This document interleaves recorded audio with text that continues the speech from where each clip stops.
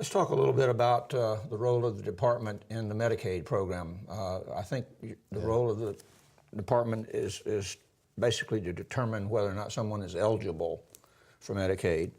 That's a big responsibility, and I wanted to ask you about how that role is going to change with the new federal health care law, and kind of how you're dealing with that strategically. Right. We determine eligibility for Medicaid as well as food stamps and the TANF programs and some of the other social services programs today. And we do that in a method called integrated eligibility, which in most cases, if we determine you're eligible for food stamps and you're also eligible for some of those other programs, we help determine that all at the same time. But the growth in the Medicaid and food stamp situation has been enormous.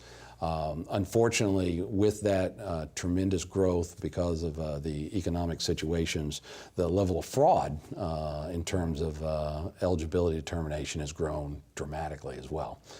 So one of the things we're now looking at implementing is some new fraud detection capabilities in our eligibility processes, so that we can uncover people who particularly are doing identity theft and using other identities to claim for Medicaid and those types of programs. So we're trying to implement that. And then right on the heels coming behind us is exactly what you said, which is the whole new Medicaid eligibility programs that come with the new federal laws. And so we're going to have to be preparing to figure out, how do we change our programs to comply with those programs.